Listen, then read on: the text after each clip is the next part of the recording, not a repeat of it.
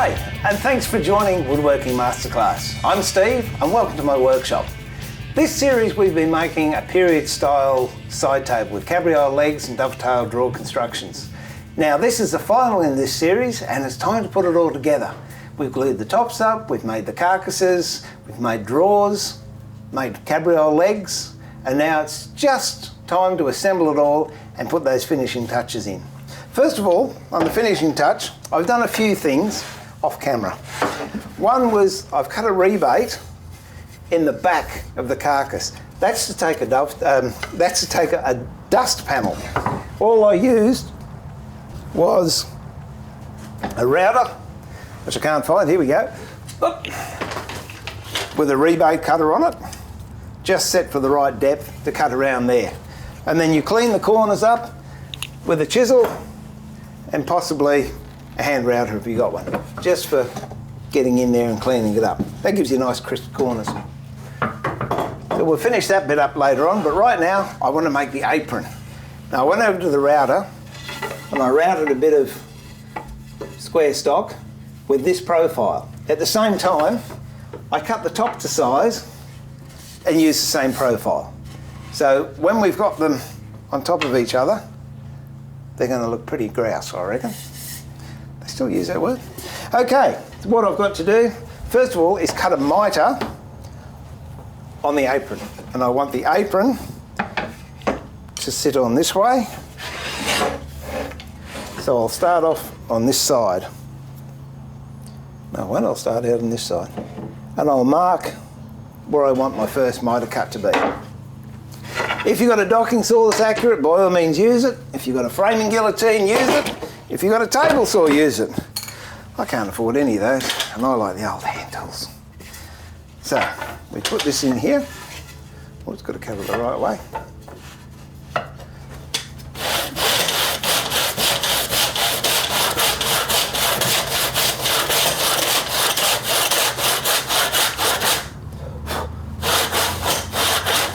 Even a battery operated saw will let you down, but one of these won't. Okay, there's my mitre. Pop it in the vise. Very closed mouth on my block plane. Just clean it up so it's nice and crisp. Get any of the furry bits off, and there we have it. Now I set that up on my carcass, and I work out how much of projection of this quirk I want. And I don't want that much, about 1.5 mil would look nice, I reckon. And then I mark it right on this corner. And then I do the same procedure. Cut that and clean it up. For the sides, I use the same method, only I leave the sides a little bit longer. I've got a set I did earlier, and you can see that they overhang a couple of mil. Again, that's for if you miscut on the front or the angle's not true, then you've got a little bit to play with and you can continue to cut your angles without wasting all that timber. So we'll just put this on. I pre-drill and countersunk. If you're using self-drilling, that's fine. But I've got a lot of slot screws over, so I use those. I always use a little bit of soap when I'm putting screws in. It helps lubricate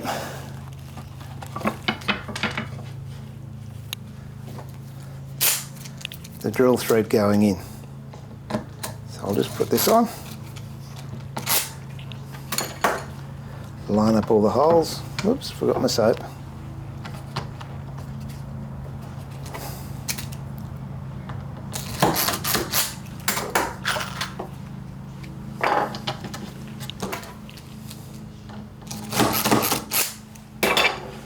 Now when I come to put the sides on, it would like nice to be all square, but as I said, we're working with natural timber, and sometimes that doesn't quite do what it's meant to do. So I put the first one in,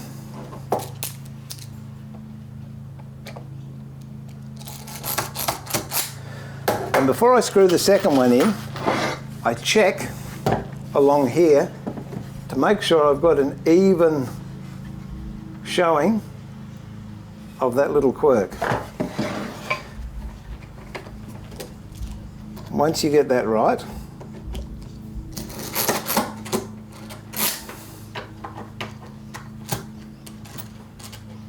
just set the screws, which I'll set shortly. Just put these two in.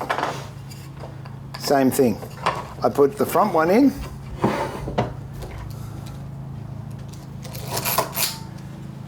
Check to make sure I've got the same amount of quirk showing. Whoops.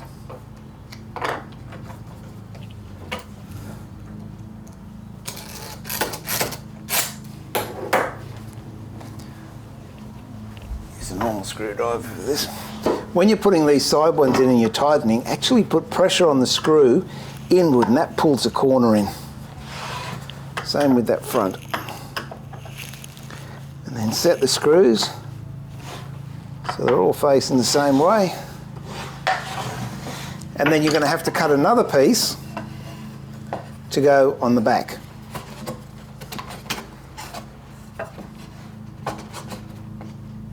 So it lines up with there.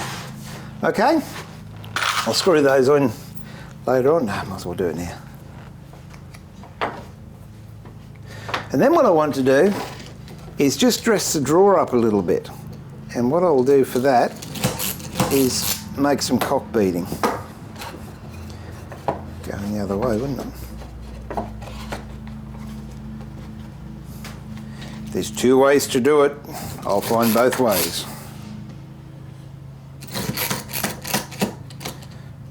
Dress the screws. By the way, if anyone's out there and they've got some 1¼ by 8 old-fashioned slot heads, I'd be interested. All right, that's the apron setup. Now let's move on to the cock beating on the drawer. Again, you can use a router bit to make this, or you can use a Stanley 45 if you've got one. It's just made on a piece of timber and rounded over, and then I slice that rounded bit off with a bandsaw, and then slowly or gently sand the back to clean it all up. The stock I use is generally 3mm, and at this stage all the safety guards and feathers that I would normally use have been removed, just so you can see what I'm doing. So always remember safety first, follow manufacturer's instructions. The reason I have another fence here on my other fence is to stop any thin material sliding underneath and making it skewing off. But that's how you do cock beating. Tell you what, we'll just make a little jig up. If you haven't got anything to cut 45 degrees with, here's a really great little idea. Oh, yes, I had a misspent youth. I do have a staple gun. Only for jigs though, not for putting furniture together. What you do, a bit of MDF. Put your material in between so you get the right gap. And if you've got a combination square, put it up against the edge. Draw 45 degrees there. 45 degrees there. Put another one in here because I've missed it. There you go. Get your jap saw or back saw, and then just cut through that. Good thing about MDF, it goes really easily. Whoops. Okay. Now we can accurately cut miters on that. And after the break, we'll cut them and we'll fit them to the drawer front. Okay? Look forward to seeing the other side. Hi, welcome back again. Just before the break, we made a little jig so we could cut 45s on some cock beating. The cock beating was made on thin material using a router and then cut off on a bandsaw. I'll show you how to fit it. Pop your drawer in the vise. I have to change glasses for this one. There we go. All right, now using the miter board we made up and a sharp chisel, slide it in, and it's just a shearing motion that you guide the blade from this face to that face, and by rocking you actually cut through the material. You can hear it, well I can hear it. Sounds like nice toast actually, first thing in the morning. There we go. And there we have a beautiful crisp mitre. No spent six bad on the jig. So line that up to the edge of your drawer, so it's right in the corner. And then put a little mark, again, a little bit over what you want. You can see that. Then pop that in and just cut it a little bit fat. Because you can always come back and pare it off later on. Keep that bit too, because we'll use that. Okay. In fact, it's not bad, a smidgen longer than we want, but that's okay because that's what we planned. So now you're just taking a whisker. I don't know what the metric equivalent to a smidgen is, but that's how much we take off. Just not much at all. There we go. Line that up. That's perfect. And then this, you can just check to make sure it's nice and square, which it is. Okay, now putting this on, people say, how do you put it on? Do you glue it on? Well, don't actually, you nail it on. What sort of nails do you use, I hear you ask. Dressmaker's pins. Direct from my wife's sewing room. Now, glasses. Snip the point off. So you've got a nail with a flat end. Always wear safety glasses too, because little bits of metal can fly out. And then with a little tack hammer, just punch it through. It's just starting to come through. Then leave, oh, I don't know, 3 mil. Put your hand over it and snip it. And there you have it. And then use the pin again. Depending on how long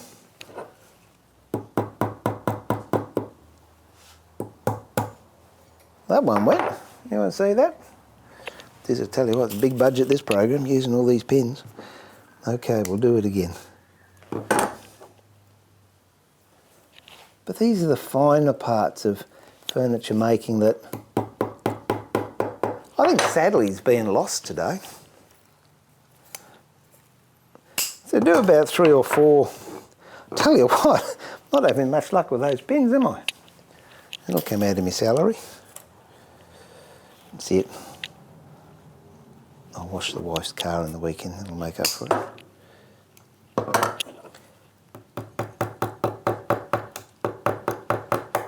And you can go right up to the very end.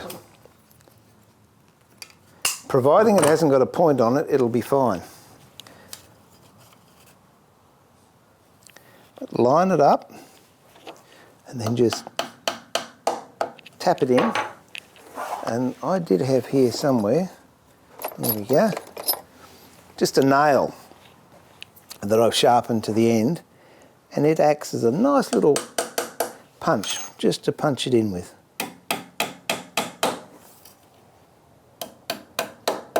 So that's how it's done. And then do the same up the sides. What I would do is put both long pieces on first and then I do the sides. Or if you like, you can do one long piece aside, another long piece, and then leave a short side. But that's the process for cockbeating. Now what I want to do we fit some drawer stops. Because we made this drawer, and as you can tell, even though we did a good job on the drawer,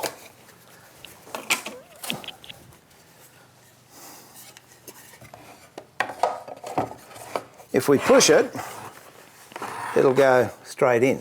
So we've got to have a couple of stops there to stop it from doing that. The best way to fit them, I've found over the years, is to put them in at this stage, not when the cabinet's completed. So all you need is a couple of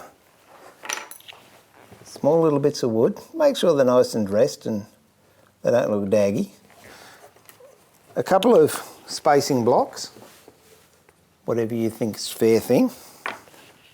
A dab of glue, which is up here.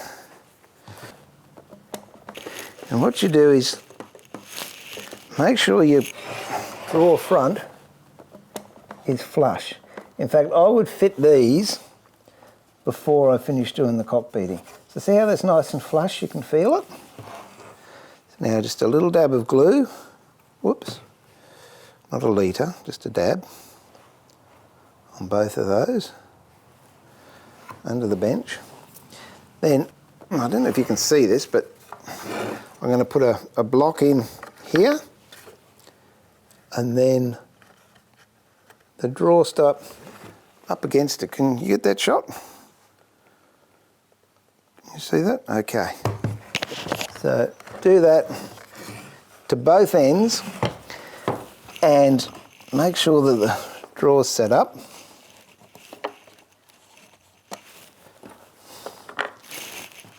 And I let that glue dry before I nail it. When it's dried, then you can pop a couple of nails in it to keep it fit. Okay, so that's our blocks done. The other thing we've got to do is make a back panel. Now I'm using about 3mm ply here. And as you can see, that's a nice fit. So we've got to screw that in. And the other thing is to make a dust panel for the bottom. Using the same ply, make sure it's got a nice face to it. Sand it so it's all nice and smooth, and then cut it so it fits in there nicely, and then we screw that in. And at the same time, we can take these off, because you haven't glued these yet, and cut them flush so they're nice and neat there. When we're gluing these, it's just a dab of glue on the corners and a dab of glue on the inside, and no glue up the side, for the same reason we did that with the kickers. All right, after the break, we'll get the legs on and we'll finish this off. See you then. G'day again. Okay, now we're fitting the legs. It's just a question of setting the leg in just underneath the corner of your apron, so it's not protruding, so it's just underneath. What I do is I use plugs, so I'm going to use a Forstner bit here to give me a recess to put a plug in. And these little plugs, you can buy a plug maker, and they just, I don't know, just add that extra little bit of finesse to your job. And then I go in with a very small bit, which is for my actual screw to bite into, and then I'll do a clearance hole on the ear so there's no pressure on it. Okay. Unfortunately, I haven't got any slot heads, so I'm using Phillips head, but still, a little bit of soap. Pop it in there and tighten it up. And then with these, just put a little bit of glue there, spin it around. There's a knockometer. And you just tap it in like so. So I'll put the other 3 legs on, and then all we've got to do is fit the top. So I'll be back shortly. Okay, so I've got all the legs on now. Dust panels in, back panels on, and I've cleaned all these lugs. Oh, got one more to go. I'll just finish this off. I've got a flexi saw here. It's just a question of taking that These flexi saws are good because they don't really cut into your job. Might need a bit of a chisel just to pare that back. That's it, all nice and flush. Clean it up with a bit of sandpaper. So they're all nice and flush. All I've got to do now is put the last couple of screws in for the top.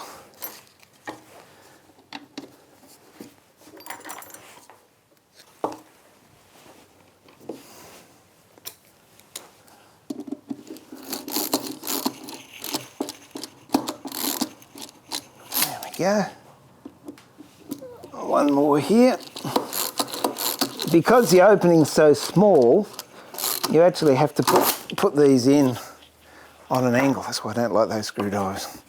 Okay, so we've got 4 legs, carcass, back panel, apron, top. Let's just see if the drawer fits and we'll see if we've had a win. You can see I've finished doing the cock beating, so it's all the way around. Remember we learned about 3 dovetails at the back, half blind in the front. We've got a little bit of overhang there. That's nicely screwed in with 3 screws. Fingers crossed. We've got drawer stops in there. And look at that. Quite achievable. There's nothing difficult in that. Might take a bit of practice, takes a bit of perseverance. Tell you what, we'll see how we went. Let's move all this stuff off. Dog's deserted me again. Now remember, it doesn't seem like 6 weeks ago, does it? I said we were going to set out to make a period style piece. And the example I showed you had been stained, which is this one here. And the reason I haven't stained the one we've just made is because you might like to keep it natural colour, or you might have a stain of your own choice. There are various ways of staining. You can use spirit stains or water-based stains. The stain I actually use is what they call Van Dyke crystals, which they used to use in the 1700s. And this, believe it or not, is stained the one colour. It's got 2 coats of Van Dyke crystals on the body, 1 coat on the front of the drawer, and nothing around the cock beating. Again, this is made out of Queensland Queensland maple. I'll tell you what, I don't know if it'll show up, but let's just see how that looks compared to the drawing. And I don't know, I reckon that's pretty close. So if you're going to have a go at this, by all means, let your creative juices flow. Have a go. There's nothing wrong with getting it wrong. There's a lot of trees out there. It's just a matter of perseverance and trying. And it's amazing what you've learnt, or you can learn. You'll learn how to use spoke shaves, hand planes, how to read timber, how to use chisels, how to sharpen chisels, how drawers are constructed. So the next time you see something, you can look at it and say, well, would I have done it that way, or would I do it differently? But anyway, thanks for bearing with me for the first season. Love to hear from you if you've got any suggestions that you'd like to see made, or special items on the program that you'd like cleared up. Once again, if you miss any episodes, my website is woodworkingmasterclass.com. Send me an email. Love to hear from you. Keep it sharp, keep it safe, keep on creating, and remember, there's no such thing as bad wood, only good wood. All right? Thanks once again. I look forward to seeing you next season. Till now, it's Steve saying I'm going to pull the shed door down on the workshop for yet another night. All right, bye for now. Have fun.